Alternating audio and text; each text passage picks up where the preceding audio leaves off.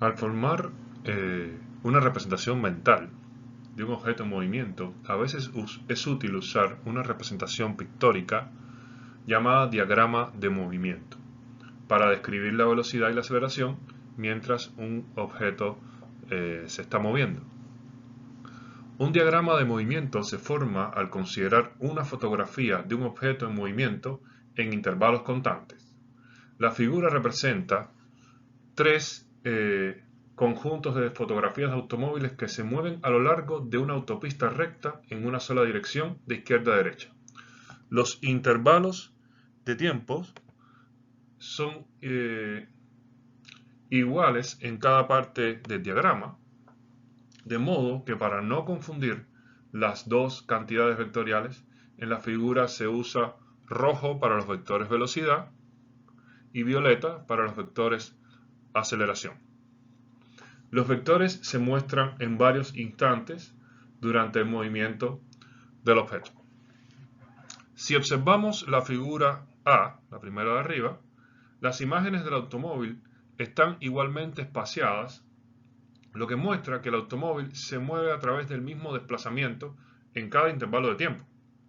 Este espaciamiento igual es consistente con el automóvil que se mueve a una velocidad con una velocidad positiva constante y una aceleración cero.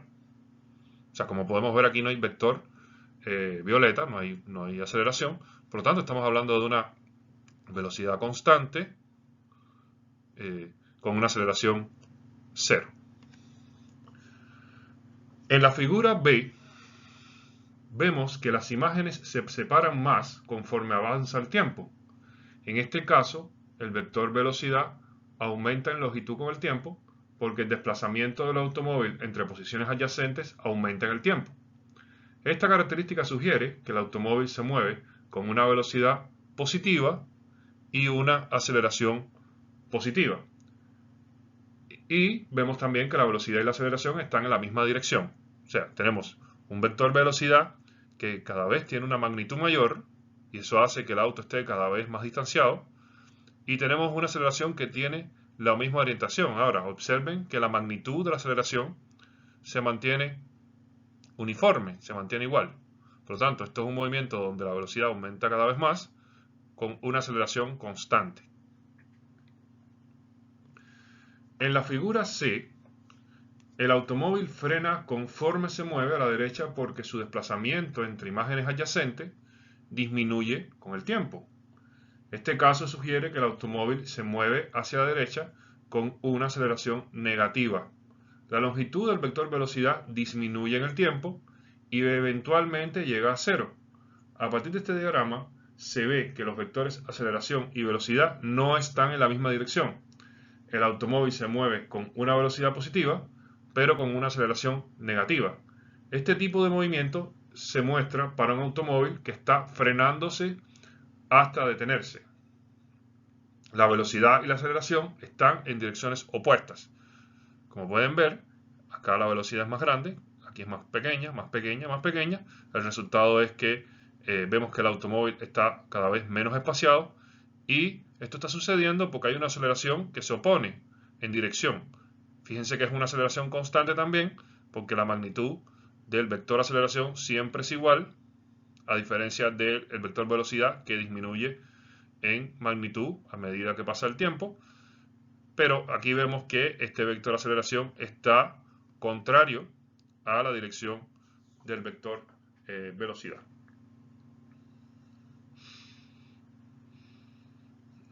Bien, como pueden ver, los vectores de aceleración, que son los violetas, en los incisos B y C de la figura tienen todos la misma longitud.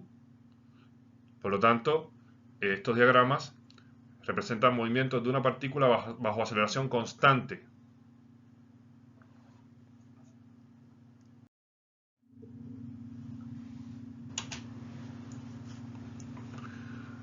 Veamos relaciones gráficas entre X, Vx y Ax. O sea, posición, velocidad y aceleración. Tenemos que el primer gráfico de arriba es un gráfico de posición con respecto al tiempo. Después tenemos un gráfico de velocidad con respecto al tiempo. Y tenemos un gráfico de aceleración con respecto al tiempo. Y estos gráficos me permiten ver qué es lo que está pasando con la partícula a medida que pasa el tiempo, siguiendo las tres magnitudes, digamos, de manera conectada entre ellas. Aquí vemos la posición del objeto del objeto que varía en el tiempo, y con este gráfico podemos sacar información valiosa si analizamos los tres gráficos a la vez. Veamos, entre T0, T igual 0 y T igual TA, o sea, en este primer tramo, tenemos que la pendiente de la posición con respecto al tiempo aumenta uniformemente, y eso lo podemos ver porque aquí vemos que la velocidad aumenta linealmente, y aumenta linealmente porque hay una aceleración positiva que es constante. Fíjense que la aceleración constante provoca un aumento en la velocidad positivo, y también provoca, bueno, este aumento acá, que no es lineal, en la posición. Fíjense que la aceleración es positiva porque está arriba del valor de 0 de las aceleraciones. Tenemos que en el tramo entre TA y TB, o sea, en este tramo de acá, la pendiente de la gráfica posición contra tiempo es constante. Fíjense que aquí estamos viendo que no es igual que acá. Acá tenía un aumento exponencial, acá tenemos un aumento constante. Y eso se debe a que la velocidad permanece constante. O sea, en este tramo tenemos una velocidad constante, y si tenemos una velocidad constante es porque hay una aceleración que es igual a 0. Fíjense que la aceleración pasó aquí de un valor positivo a un valor igual a 0. Aquí hay un movimiento donde la velocidad se mantiene constante sin cambios, sin que exista una aceleración.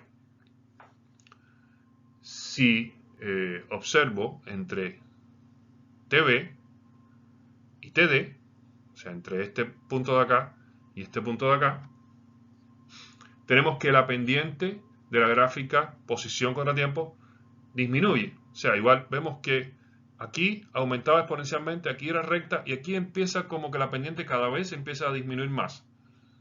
¿Okay? Imagínense la pendiente aquí y la pendiente acá disminuyó. Hay menos pendiente acá que la pendiente que hay acá. Eso se debe a que empezó a haber una velocidad negativa.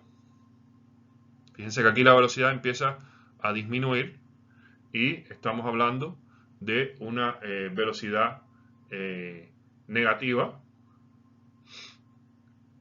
¿verdad?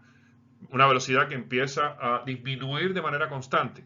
Mejor dicho, es una velocidad que está disminuyendo de manera constante debido a una aceleración constante, que es esta de acá, pero que esta vez es una aceleración negativa. Esto es una aceleración negativa, y por lo tanto está la magnitud de la velocidad, digamos, está disminuyendo de manera constante, negativa. Está disminuyendo de manera constante, se puede ver en que tenemos una aceleración constante.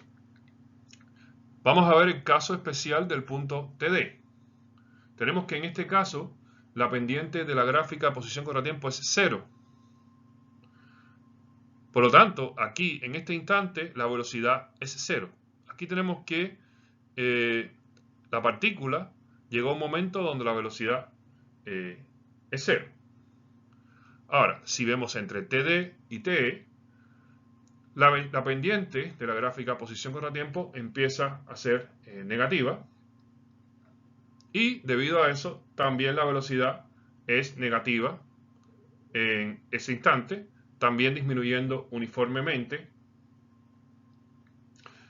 Y en este caso la aceleración continúa siendo constante y negativa. Bien, ¿cuál es la diferencia? Bueno, aquí nos estábamos moviendo hacia la parte positiva de la posición, pero aquí nos estamos moviendo entonces ya hacia los números negativos de la posición. Entonces, esa es la diferencia que hay entre este tramo y este tramo, donde vemos que la velocidad tiene pendiente negativa en los dos casos y la aceleración es negativa en los dos casos.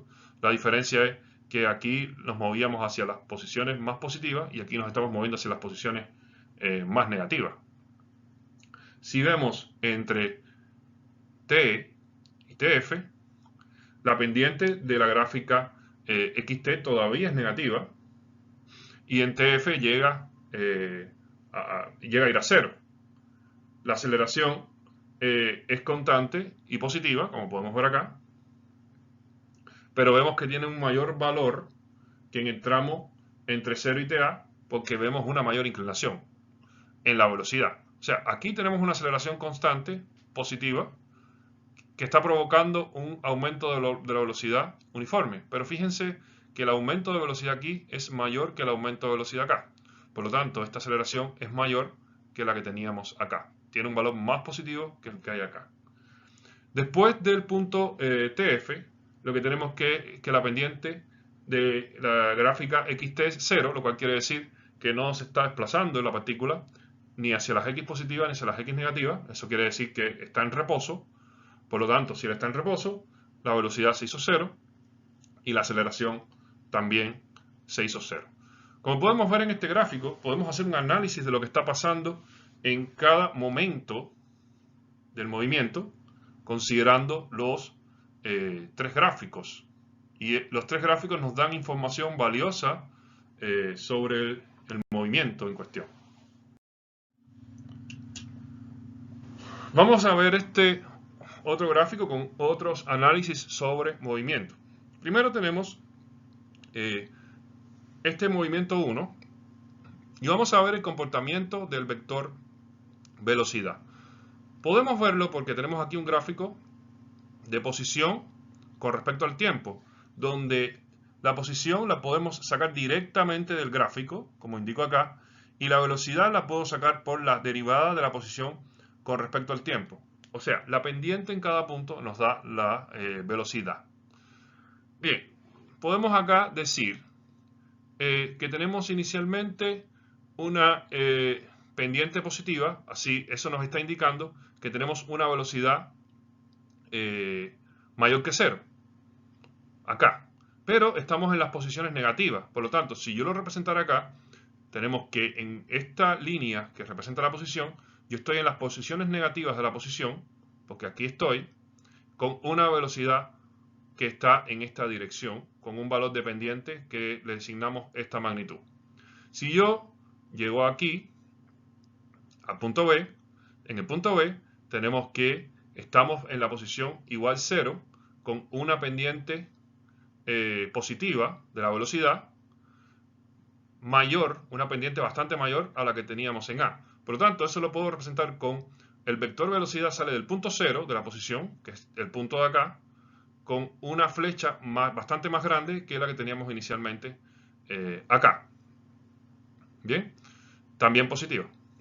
Cuando llego al punto C, estamos en las X positivas, pero ahora tenemos que la velocidad, la pendiente de la velocidad es 0. Por lo tanto, puedo representar aquí en los valores positivos de la X, la velocidad igual 0, no existe ningún vector. Si analizo el punto D, entonces estamos en los valores de X positivo porque estamos por arriba del 0, con una pendiente negativa. Por lo tanto, podría representar el punto acá, por arriba del 0 de la X, con una pendiente que apunta en lado con dirección contraria a la X. Y finalmente tengo el punto E, que estoy todavía en el lado positivo de las X, pero con una pendiente muy baja. Por lo tanto, aquí lo represento por arriba del 0 de las X con un valor de magnitud bajo. Como pueden ver, yo puedo hacer un análisis con el gráfico de posición con respecto al tiempo de lo que pasa con la velocidad y la posición en cada punto de este movimiento. Tengo otro movimiento que lo llamaré movimiento 2, donde voy a analizar el comportamiento de los vectores velocidad y aceleración con este gráfico. Fíjense que es un gráfico de velocidad con respecto al tiempo.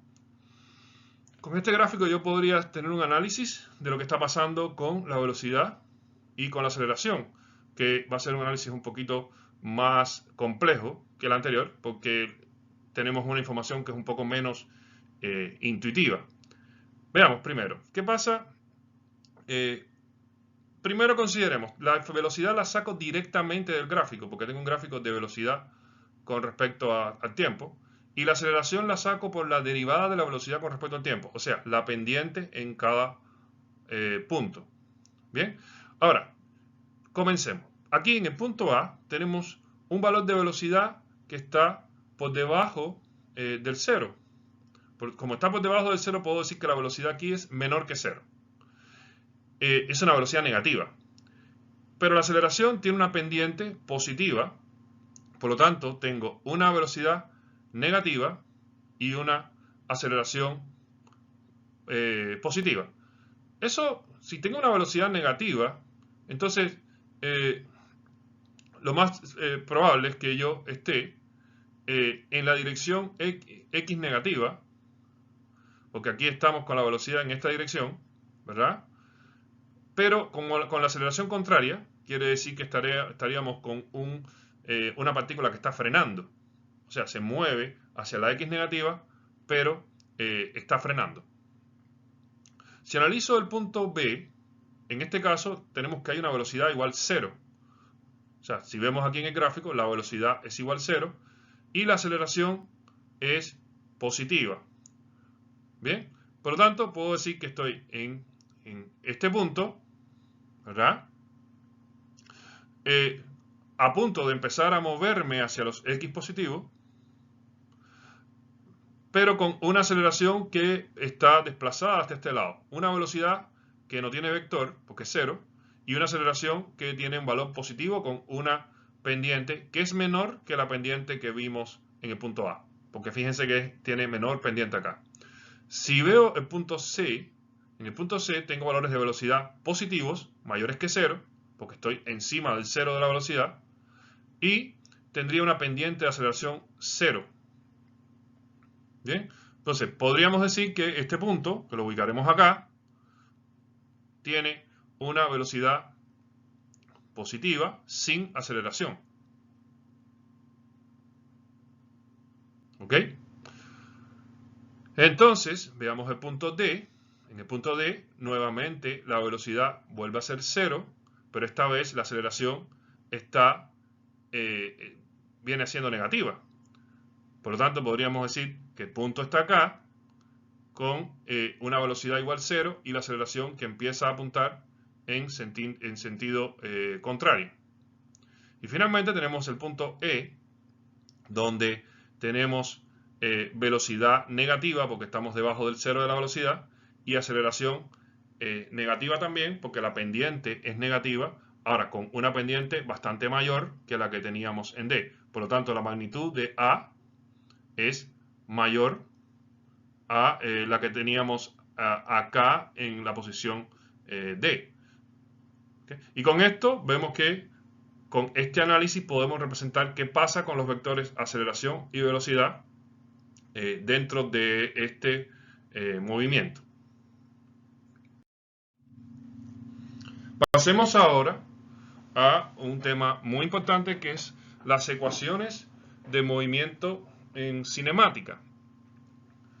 Tenemos que si la aceleración de una partícula varía con el tiempo, su movimiento es complejo y difícil de analizar. Sin embargo, un tipo muy común y simple de movimiento unidimensional es aquel en el que la aceleración es constante.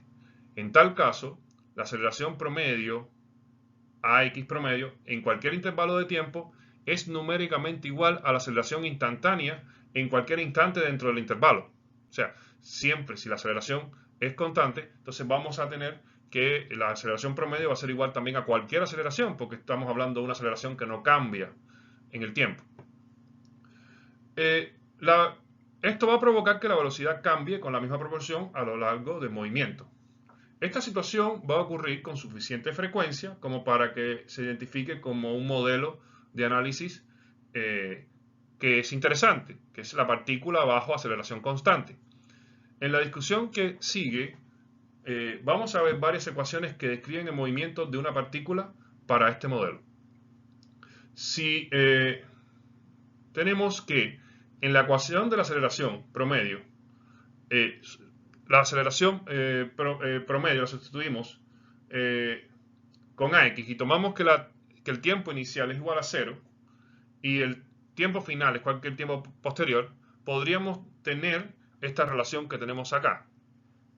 A ver, aceleración promedio igual a diferencia de velocidad contra diferencia de tiempo. ¿Bien? Ahora, si tenemos que el tiempo inicial es 0, esta ecuación quedaría de esta manera. ¿Ok? Y con eso, si despejamos esta ecuación, pasaríamos el tiempo para acá y nos quedaría que la velocidad final, pasamos esto sumando para allá, nos queda que es la velocidad inicial más aceleración por tiempo, que se va a cumplir solamente si la aceleración es constante. Esta va a ser la primera ecuación de cinemática que nos va a interesar y que a partir de ahora vamos a llamarle C1. Vamos a llamar a esta ecuación C1 durante esta presentación. Y fíjense que esta ecuación sale de despejar esta ecuación. O sea, cuando pasamos la t para acá y pasamos la vxy sumando para allá, obtenemos esta ecuación. Tenemos que esta expresión va a permitir determinar la velocidad de un objeto en cualquier tiempo si se conoce la velocidad inicial del objeto y su aceleración, que va a ser constante. Tenemos que en la figura B, esta de acá, esta que desde aquí, se muestra una gráfica de velocidad-tiempo, dice que es de velocidad contra el tiempo, para este movimiento con aceleración constante.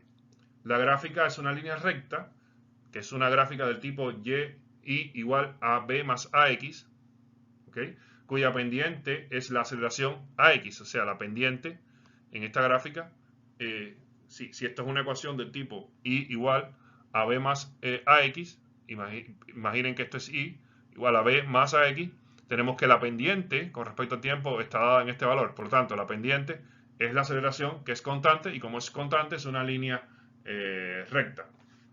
Note que la pendiente en este caso es positiva, lo que indica que estamos enfrente de una aceleración positiva. Si la aceleración en vez de ser positiva, fuera negativa, la pendiente de la línea en la figura sería negativa, o sea, sería así, de esta manera, con esta dirección. Cuando tenemos que la aceleración es constante, la gráfica de aceleración en función del tiempo, que es esta figura, va a ser una línea recta que tiene una pendiente 0. O sea, en el gráfico de A contra tiempo tendríamos una pendiente 0. Bien, con esto dejamos la ecuación C1 de las ecuaciones de cinemática. Ahora, tenemos que la velocidad con aceleración constante varía linealmente en el tiempo. De acuerdo con esta expresión, podríamos definir esta expresión. Tenemos que la velocidad promedio en cualquier intervalo de tiempo es la media aritmética de la velocidad inicial más la velocidad final. O sea, siempre que tenemos un promedio, si yo sumo la inicial más la final y la divido entre 2, yo tengo la velocidad promedio. Esto siempre que la aceleración sea constante. Si yo junto esto con la definición de delta x, que es la posición final menos la posición inicial, y la velocidad promedio, que es el delta x sobre delta t, tomamos el elemento de arriba como xf menos xy sacado de esta ecuación, y el elemento de abajo lo sacamos como el delta t, que es igual a t menos 0, considerando que el tiempo inicial es 0 y que queda t. Entonces con eso podemos construir esta otra ecuación. En esta otra ecuación tenemos de este lado xf menos xy, ¿verdad? Va a ser igual a la velocidad promedio por t. ¿De dónde sale esto? Sencillamente de despejar la ecuación que tenemos aquí arriba. Tengo que este delta x es xf menos xy sobre el tiempo. Por lo tanto, paso el tiempo multiplicando y me queda tiempo por vx promedio, que es este de acá, es igual al delta x, que es xf menos xy. O sea, esta ecuación sale de combinar estas tres ecuaciones o consideraciones. Una vez que tengo esto, puedo entonces sustituir la velocidad promedio por esta otra igualdad arriba, donde tengo que la velocidad promedio es Vxy más Vxf sobre 2, y eso lo coloco acá. Me queda que xf menos xy es igual a un medio de la velocidad inicial más velocidad final por el tiempo. Y ahí tendría la segunda ecuación que vamos a obtener en cinemática, que la llamaremos, digamos, de ahora en adelante C2. Tenemos que xf igual a xy, porque pasamos este sumando, más un medio de vx inicial más vx final por t. Esta sería la segunda ecuación de cinemática que vamos a considerar cuando la aceleración es constante. Tenemos que esta ecuación proporciona la posición final de la partícula en el tiempo en términos de las velocidades inicial y final. Fíjese que es una ecuación que, a pesar de estar definida para aceleración constante, no tiene la aceleración dentro de... no necesitas conocer cuánto vale esa aceleración constante. Solo necesitas saber cuál es la velocidad final e inicial y la posición inicial y el tiempo en el cual llegarías para obtener la posición final. Si combinamos la ecuación C1 que vimos antes, que es esta de acá, entonces nos queda que la x final es igual a xy más un medio, y aquí donde estaba la vx final colocamos este término de acá. ¿Ok? O sea, tenemos donde está, lo que tenemos acá es la misma ecuación, pero donde estaba vx final colocamos todo esto de acá, y entonces tenemos este término, se transformó este término de esta manera. Fíjense que aquí aparece vxy más vxy, nos da 2 veces vxy, lo cual quedaría 2 veces vxy por t sobre 2, por lo tanto me queda vxy por t, y aquí me queda axt cuadrado sobre 2, y así obtengo esta ecuación. Tenemos que xf es igual a xy más el vxy t, sale de sumar 2 veces vxy, dividirlo entre 2, me queda 1 por t, porque t está multiplicando a todos estos términos, y aquí me queda un medio de ax t cuadrado, y tengo aquí la ecuación de cinemática que ya voy a llamar C3. Esta ecuación me va a proporcionar la posición final de la partícula en el tiempo en términos de la velocidad inicial y la aceleración constante. Fíjense que, a diferencia de esta de aquí arriba, esta de aquí abajo sí necesita la aceleración. O sea, si tengo como dato la aceleración, esta es la ecuación indicada. Si no tengo como dato la aceleración, esta es la ecuación indicada.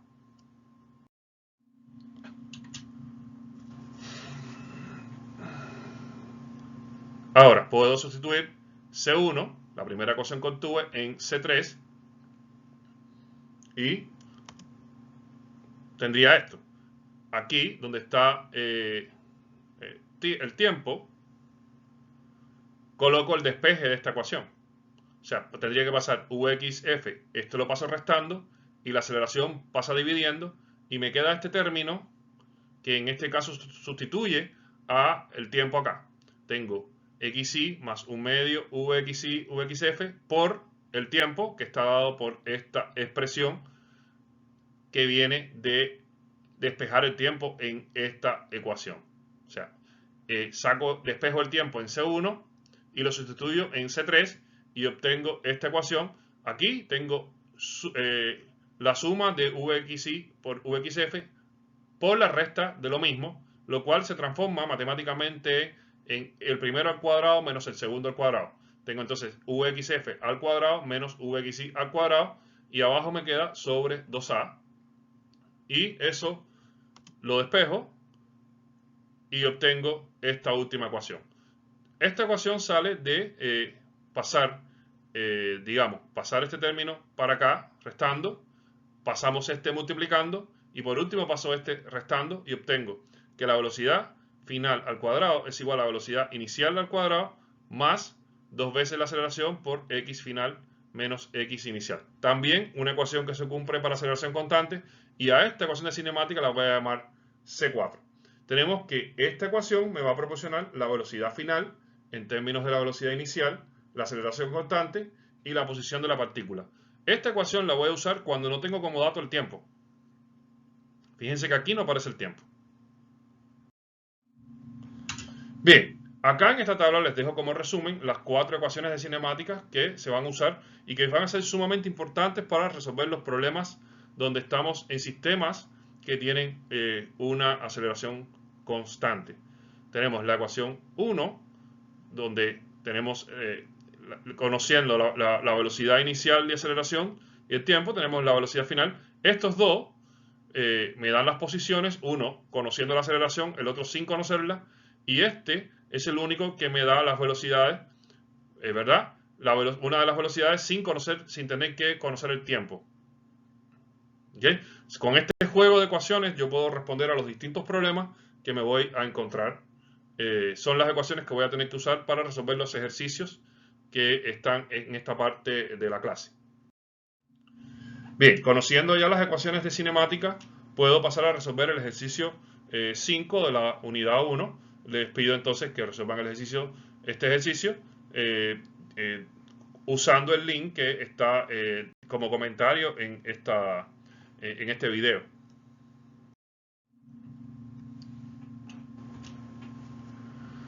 Veamos ahora el tema de objetos en caída libre.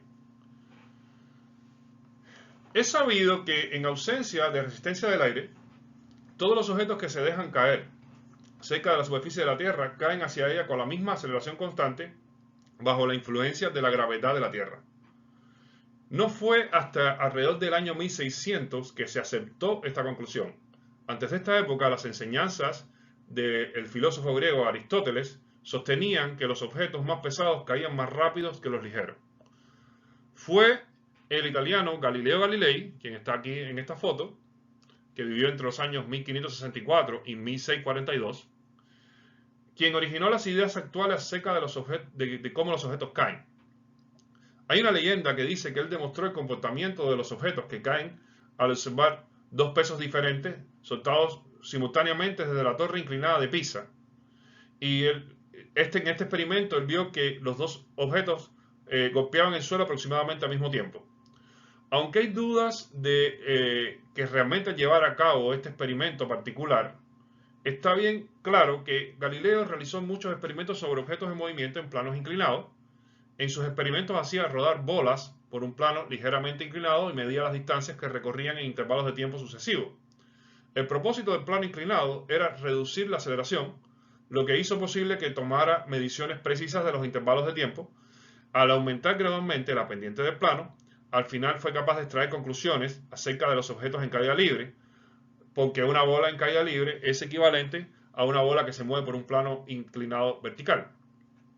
Si soltamos simultáneamente desde la misma altura una moneda y un trozo de papel arrugado, si los efectos de la resistencia del aire son despreciables, ambos tendrán el mismo movimiento y golpearán el suelo al mismo tiempo. En el caso idealizado, en el que la resistencia del aire esté ausente, a tal movimiento se le refiere como movimiento en caída libre. Si este mismo experimento se pudiese realizar en un vacío, en el que la resistencia del aire realmente es despreciable, el papel y la moneda caerían con la misma aceleración, aun cuando el papel no esté arrugado. Tenemos que la magnitud de la aceleración es 9,80 metros por segundo al cuadrado, siempre está apuntando hacia abajo. Si suponemos, digamos que la resistencia del aire es despreciable. Si tomamos como la dirección vertical positiva, o sea, la dirección que sube hacia arriba, entonces deberíamos definir que la gravedad es menos 9,80 metros por segundo al cuadrado. Cuando se usa la expresión de objeto de caída libre, no necesariamente hacemos referencia a un objeto que se suelta desde el reposo. Un objeto en caída libre es cualquier objeto que se mueva libremente solo bajo la influencia de la gravedad, sin importar su movimiento inicial. Los objetos que se lanzan hacia arriba o abajo y los que se liberan desde el reposo están todos en caída libre una vez que se liberan. Cualquier objeto en caída libre experimenta una aceleración dirigida hacia abajo sin importar su movimiento inicial. Fíjense que al considerar que en los objetos en caída libre tenemos un valor de gravedad 8 metros por segundo al cuadrado. Estamos hablando de un valor de aceleración constante. O sea, esto es un valor de aceleración y es constante. Por lo tanto, las ecuaciones que se van a aplicar para resolver un problema de caída libre van a ser las ecuaciones de cinemáticas que acabamos de ver. Las 4 ecuaciones que vimos, las C1, C2, C3 y C4, se pueden aplicar en los ejercicios donde tenemos caída libre. Haciendo esa consideración, entonces, les pido que vean cómo se resuelve el ejercicio 6 de la unidad 1, que es un movimiento vertical con caída libre, donde lo que tendremos que aplicar son las ecuaciones de cinemática que vimos anteriormente. Para llegar a este ejercicio, lo que tienen que ver es el link que aparece en el comentario de este video.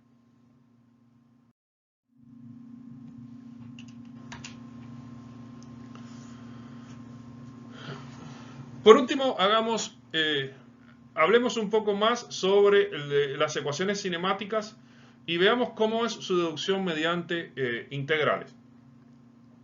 Tenemos que, yo podría definir que el desplazamiento total para el intervalo es la suma de las áreas de todos los rectángulos que están acá. Si yo tengo en el gráfico de velocidad contra tiempo y yo sumo todas las áreas que están acá, que están debajo, yo voy a tener el desplazamiento total de este sistema, donde podría definir que el delta X va a ser la sumatoria de todas las multiplicaciones de Vx promedio por el delta T que va a ocurrir.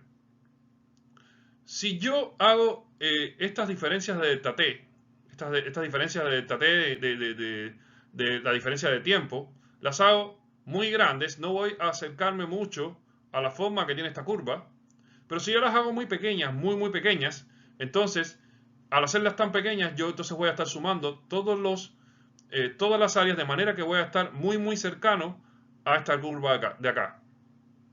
Esto matemáticamente se define como que cuando n tiende a infinito, o sea que el delta n tiende a 0, el desplazamiento va a ser delta x igual al límite cuando delta t tiende a 0 de la sumatoria de la velocidad por el delta t. O sea, esta misma ecuación, pero asumiendo que este delta t tiende a 0 o que va a ser muy pequeño.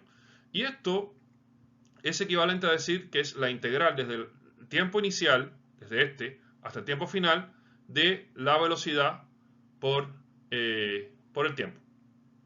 Entonces, tendríamos que el desplazamiento va a ser el área bajo la curva de el gráfico de velocidad-tiempo, y esto va a ser una integral definida.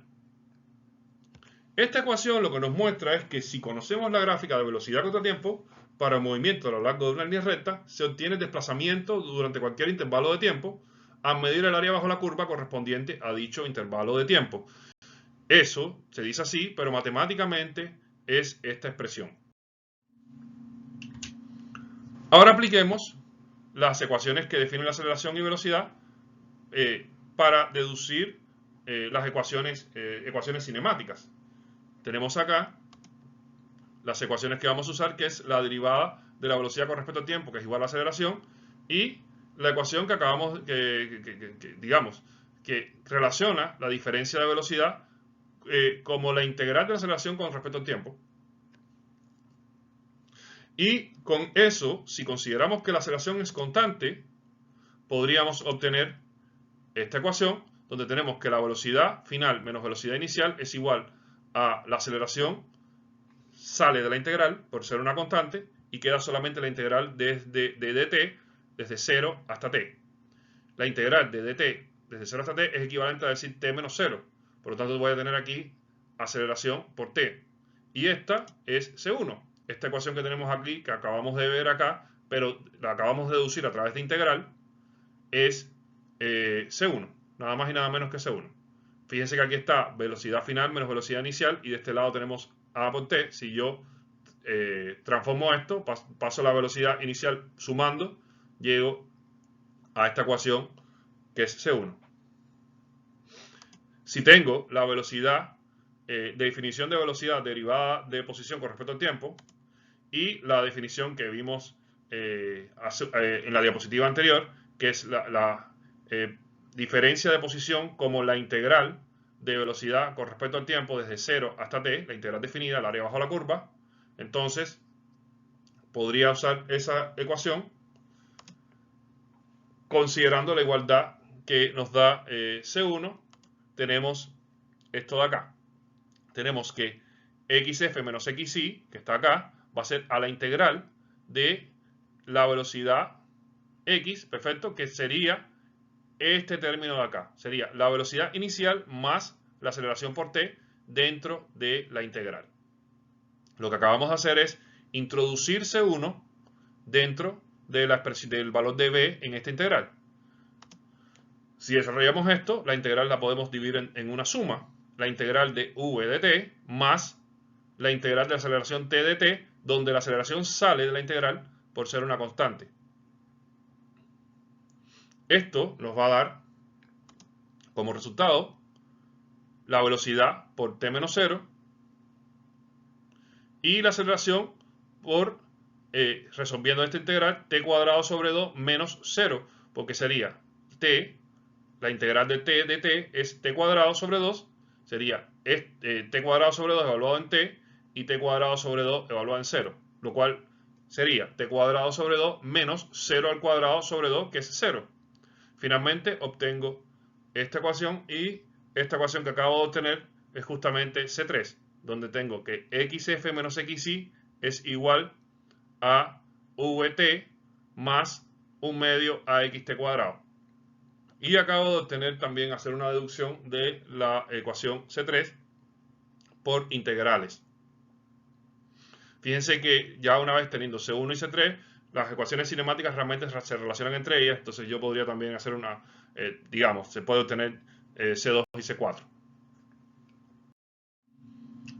Para terminar, les dejo entonces unos comentarios. La estrategia general para resolver problemas con ecuaciones cinemáticas, aceleración constante, implica lo siguiente: deben leer bien los datos disponibles y conceptualizar bien el problema.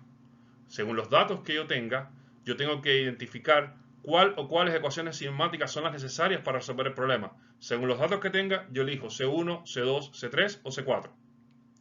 Debo plantear las ecuaciones teniendo especial cuidado en las unidades y, de ser posible, estimar el orden de magnitud de la respuesta esperada. Si yo trabajo con unidades, bien claro, en cada uno de los pasos yo voy a poder notar si hay algo mal en mi ecuación. Si se me escapó un t al cuadrado, que lo cambié por un t, que no está elevado al cuadrado, porque las unidades tienen que mantenerse durante todo el proceso y llegar a una unidad que tenga lógica.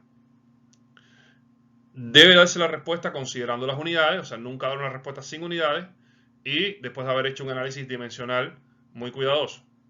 Y una última cosa, una última advertencia, es que deben recordar que es muy posible que haya más de una forma de hacer el problema. O sea, si tengo una cantidad de datos, puede ser que yo pueda usar dos ecuaciones de cinemática. Y con eso damos fin a esta clase 4.